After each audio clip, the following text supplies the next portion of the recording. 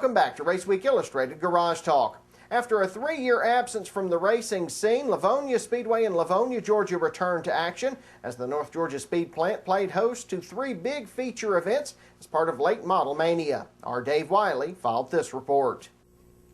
Fans packed the grandstand at New Lavonia Speedway on Sunday, March 10th as the 3/8 mile dirt track held its grand reopening after 3 years of inactivity and a major renovation of the legendary racing facility.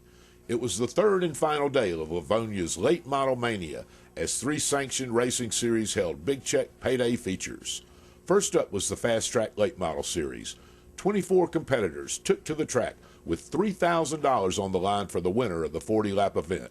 A 4-wide parade lap had the capacity crowd on its feet for the opener of the 10th anniversary season for the Fast Tracks. From the outside pole, Chris Cantrell drove his 114 to the early lead, dive-bombing into turn 1 as the race went green.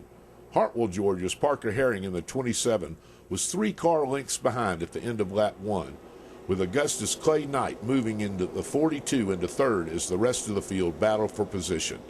Trouble on lap 3 brought out the caution as Toccoa's Drew Benefield looped his car in the 3rd turn. On the restart, Cantrell moved back to the lead with Clay Knight following on the inside line into 2nd. The 1 of Elberton's Brent Dixon churned up a big cloud of dust on the extreme inside as he battled for 3rd, but Parker Herring held onto his spot as they moved down the back stretch. Cantrell and Knight stayed 1-2. The Hammer Dixon battled like a fiend for 3rd. On the next lap, Parker Herring moved by Knight for 2nd as Dixon stayed 4th. Now the battle was on side by side down the back stretch between Knight and Dixon, with Dixon finally moving to 3rd as Cantrell and Herring checked out. A second caution flew as Benefield's 371 smacked the outside wall in turn 4, sustaining heavy damage to the right side of the 371. It was Cantrell, Herring, Dixon, and Knight in the top 4 spots as the field went to green, but in turn 1, Cantrell and Herring get together, allowing Dixon to battle for the lead. Somehow, Cantrell holds on to the top spot, followed by Dixon and Herring. Dixon attacks Cantrell again in turn 4, but a massive pileup in turn 3, involving the 8 of Chris Chandler, with Colby Cannon 16 on top, as well as the 94 of Wendell Chavis, brings out another caution. On the restart, Cantrell, Herring, and Dixon are the top 3. But good aggressive driving by Franklin, North Carolina's bad boy David McCoy moves the 181 into the 4th ahead of Clay Knight as another massive pileup involving the 1, 94, 24, and 28 cars brings out another yellow. As Cantrell takes the low line into turn 3 on the next green flag lap, Parker Herring's 27 gets by the 114 for the lead with Dixon in 3rd. Several laps later, as Herring checks out in the lead, Dixon finally gets by Cantrell for 2nd, with McCoy moving to the 4th. With 10 laps to go, Herring's 27 is unchallenged and holds nearly a full straightaway lead over Brent Dixon. A real battle is for 3rd as David Bad Boy McCoy's 187 is in a continual battle for the 3rd spot held by the 114 of Chester, South Carolina's Chris Cantrell. Digging, diving, and banging metal, McCoy finally gets by Cantrell for 3rd, with only 6 laps to go in the 40-lap fast track feature. A subsequent crash in turn 2 leads to a 5-lap dash for the cash. On the restart, it's Herring, Dixon, McCoy, and Cantrell in the top 4 spots in front of the massive Lavonia crowd. It would stay that way until lap 38 when the A1 of Toccoa's Jimmy Ivester sustains major damage in turn 4. The big question is, does anybody have enough for Parker Herring in the 27? On the final restart, it's Herring, Dixon, McCoy, and Cantrell again. Herring roars away. Cantrell lags in 4th, and McCoy is glued to the back of Dixon heading into turn 1, but he just can't get by him.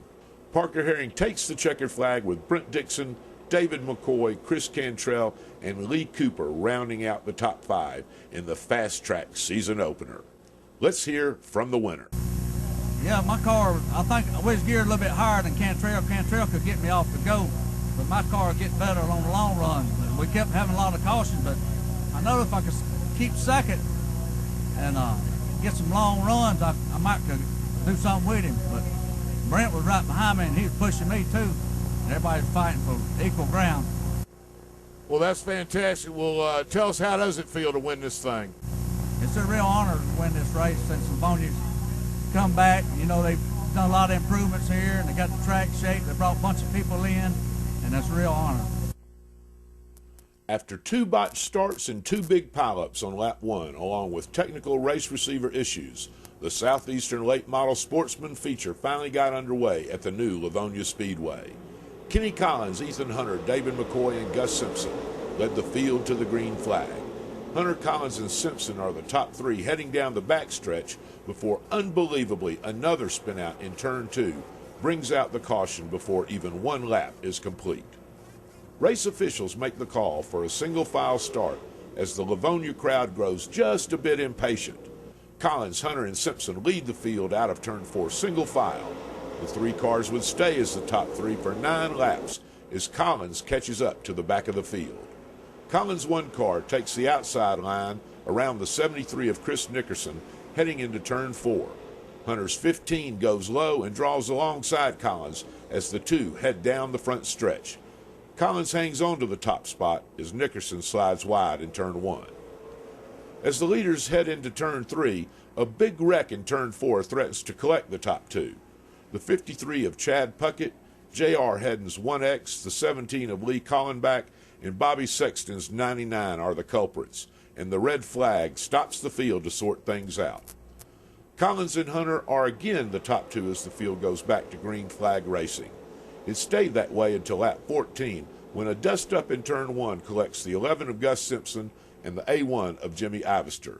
Both cars were able to continue.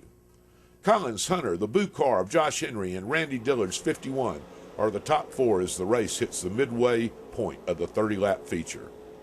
Collins continues to build an additional car length lead with each completed lap. Time is running out for the other competitors as Kenny Collins tries to take the 1 car to a wire-to-wire victory. On lap 25, Collins again catches up to lap traffic, passing the A1 car of Jimmy Ivester. Collins simply continues to check out and builds a massive lead over Ethan Hunter's second-place 15 as the white flag flies 1 to go. Collins would indeed score the wire-to-wire victory in the Southeastern Late Model Sportsman Series season opener. Ethan Hunter was second, Josh Henry's Boo car was third with Anthony Kraft in fourth, and David Bad Boy McCoy rounding out the top 5. Let's hear from the winner in Victory Lane. We had a great race car. It's a brand new Barry Wright. It's the first time we raced it. I thank Barry and Lance getting us to us in a rush, and Sammy at Precision Suspension. I think Ethan was a lot better than us on restarts, but we had a good car as we went. I think we went a little harder on tires, and we had a really good car. I want to thank my family and all my sponsors, Colin Signs, Tony's Water Service, Upstate Curb, It's an Obsession Photography. Time for us to take another break. When we come back, we'll go back to Mobile International Speedway to talk about Saturday's ARCA event with Matt Weaver. You're watching Raceweek Illustrated Garage Talk. We'll be right back.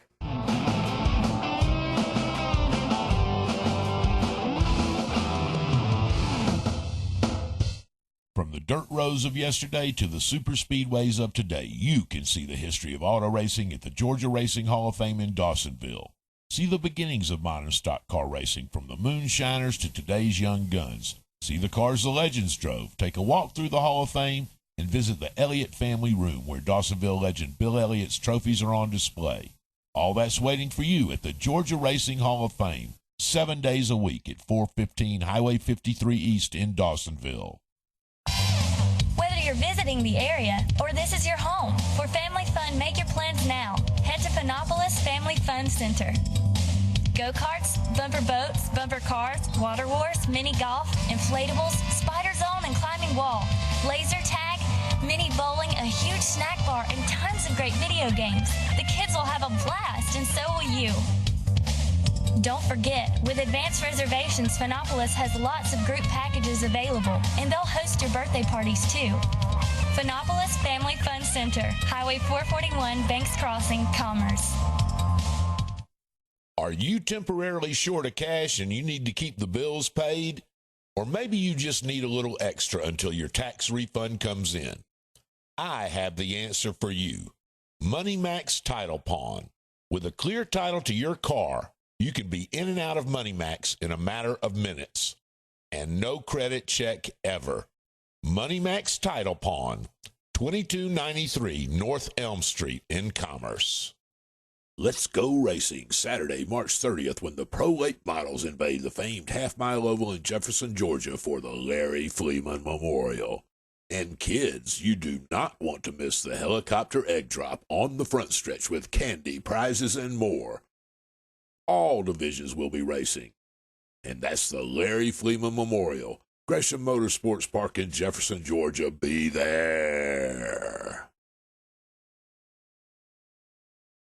The Dawsonville Pool Room in Dawsonville, Georgia is known for two things, great food and racing. If you're hungry, it's the place to stop for a world-famous bully burger or some other good down-home cooking. Let Gordon GP and the crew take care of your breakfast, lunch, and dinner needs Sunday through Thursday 10 to 10 and 10 to 11 Friday and Saturday.